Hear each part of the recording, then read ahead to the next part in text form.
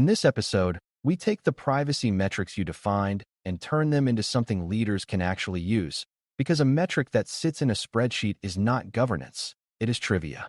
Dashboards and reporting are the way you convert measurement into action, meaning a leader can look at the information and immediately understand what is healthy, what is drifting, what is urgent, and what decision is needed. Beginners often assume a dashboard is just a pretty page of numbers, but the real job of reporting is to guide attention and to reduce ambiguity, especially when leaders are balancing privacy with many other priorities. If the dashboard is too detailed, leaders tune out. If it is too vague, leaders cannot act. The goal is to design privacy reporting that is clear, consistent over time, and tied directly to decisions like staffing, process changes, vendor escalation, or product governance adjustments. When dashboards are designed well, privacy becomes manageable because leaders can see the program as an operating system, not as a collection of isolated tasks.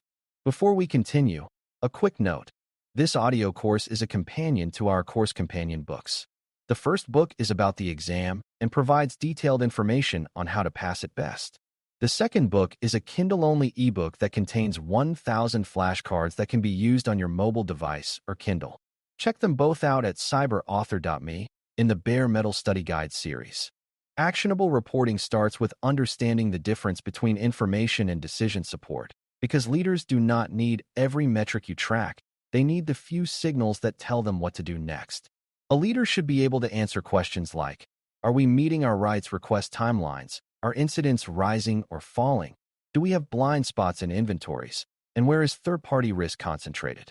They also need to understand whether changes are normal noise or meaningful drift, which means the dashboard must show trends, not just current counts. Another key decision support element is context, such as volume and scale, because a jump in complaints might reflect a new product launch rather than a control failure. Good reporting, therefore, includes benchmarks, thresholds, or clearly defined ranges that help a leader interpret what they see without guessing. When reporting lacks these elements, leaders either overreact to small fluctuations or underreact to real deterioration. A strong design process begins by mapping each dashboard element to an explicit decision, because that prevents the dashboard from becoming a collection of interesting but useless data points. If you show a metric on rights fulfillment, the implied decision might be whether to allocate more capacity to the rights team, improve automation, or escalate vendor responsiveness. If you show a metric on incident severity, the implied decision might be whether to invest in access controls, tighten internal sharing approvals, or accelerate security improvements. If you show inventory coverage, the implied decision might be whether to prioritize documenting certain systems, delay a launch until documentation is complete, or fund tooling for discovery. This mapping also helps you keep the dashboard small, because anything that does not drive a decision can be moved to a deeper operational view. Leaders usually need a top-level view with drill-down capability, not a wall of metrics. When every element has a purpose, the dashboard earns attention because it helps leaders act. Dashboards also need consistent definitions and time windows, because inconsistency makes reporting untrustworthy and creates debates that distract from action.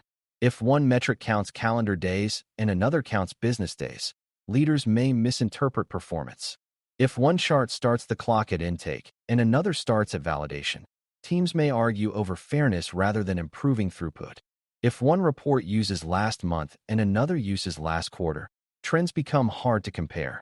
A mature privacy reporting program defines a standard reporting cadence, such as weekly operational dashboards and monthly or quarterly governance dashboards, with clear time windows and stable definitions.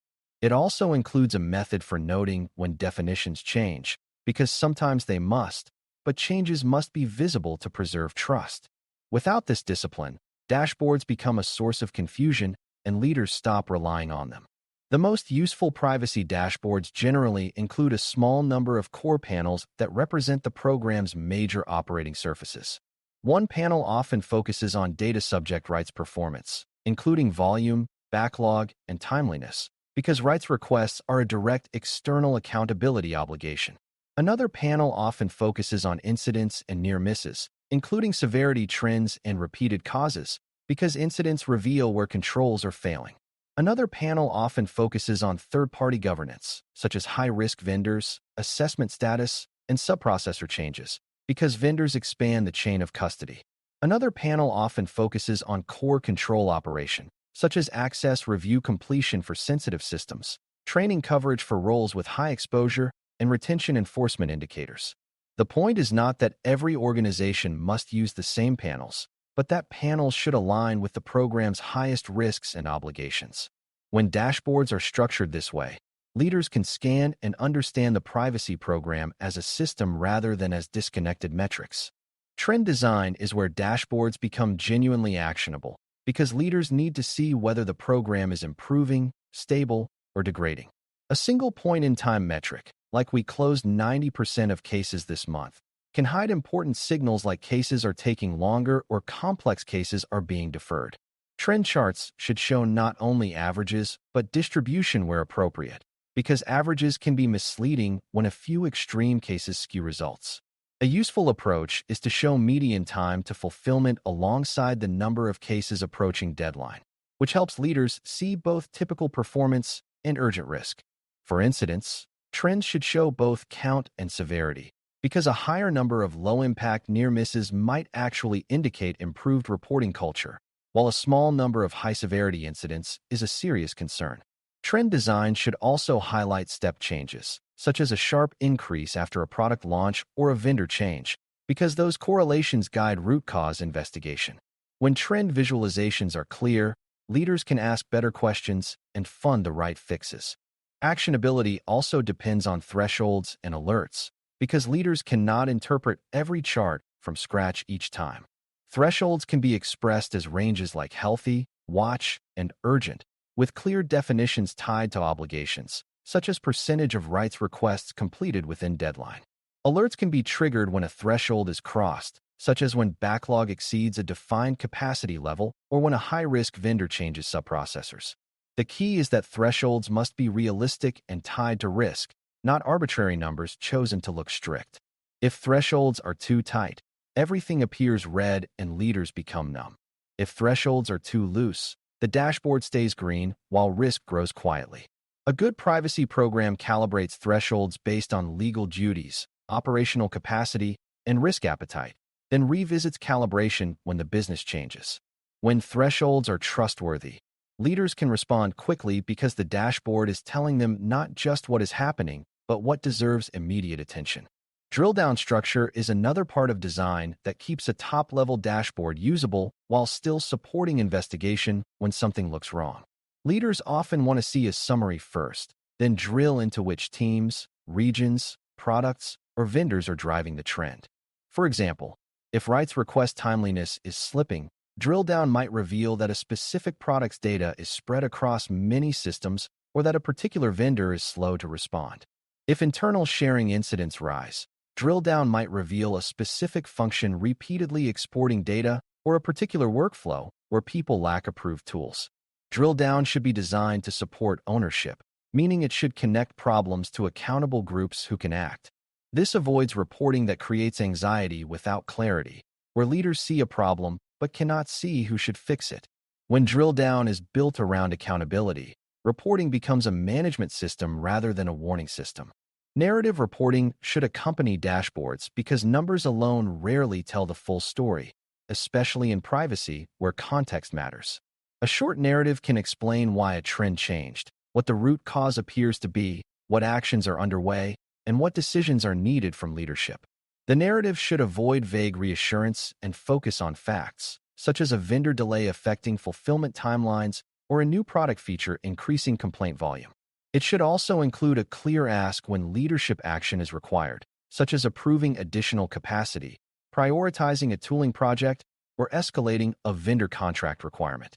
Many dashboards fail because they present numbers without interpretation, leaving leaders to guess, and guessing often leads to either inaction or the wrong action.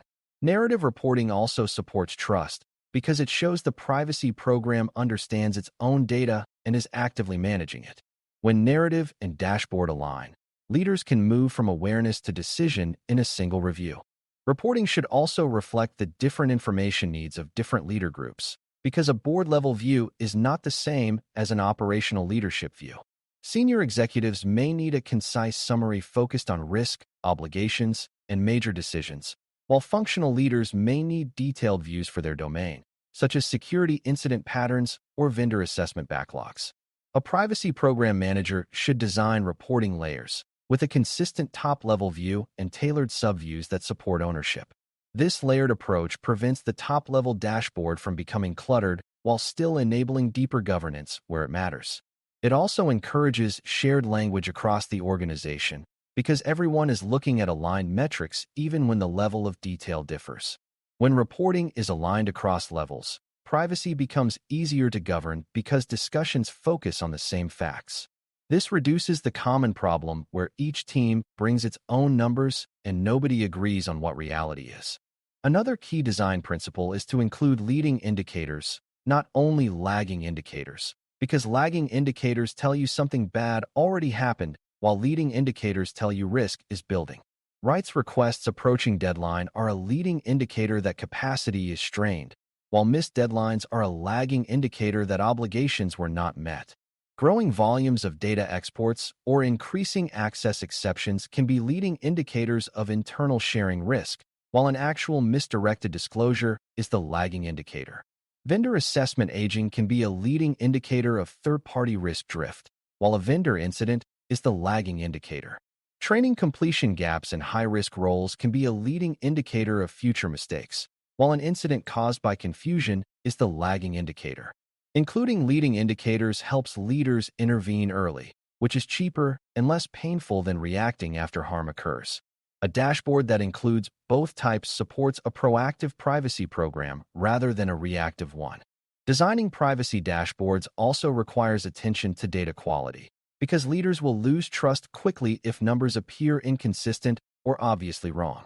Data quality issues can arise from inconsistent case categorization, missing timestamps, or systems that do not integrate cleanly.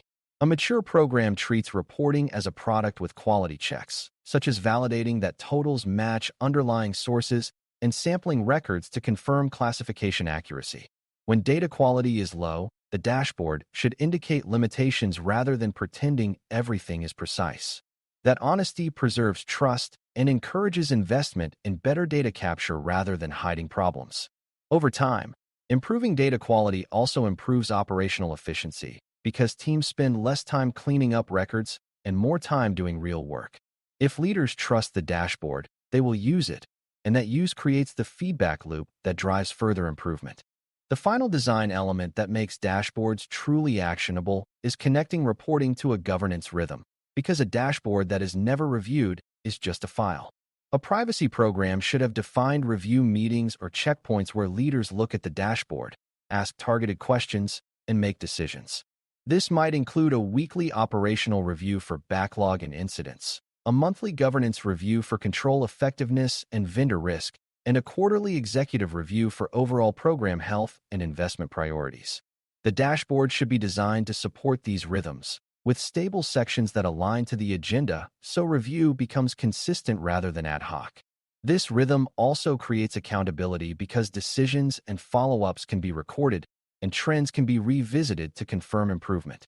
When dashboards are embedded in governance, they become a steering wheel rather than a rearview mirror.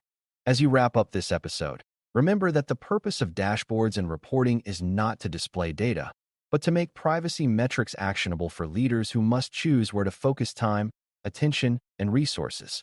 Actionable dashboards are built by mapping each metric to a decision, using consistent definitions and time windows, and presenting trends with context so leaders can interpret signals correctly. Thresholds and alerts highlight what is urgent, while drill-down views connect trends to accountable owners who can fix problems. Narrative reporting adds meaning and clear asks, and layered reporting ensures different leader groups get the right level of detail without losing alignment. Including leading indicators helps the program prevent problems rather than merely documenting them, and data quality discipline keeps trust strong over time. When privacy reporting works this way, leaders can govern privacy as an operational system, making timely choices that keep obligations met, risk controlled, and the program aligned with real-world practices. Thanks for listening. For more audio courses, daily newsletters, and more, please visit baremetalcyber.com.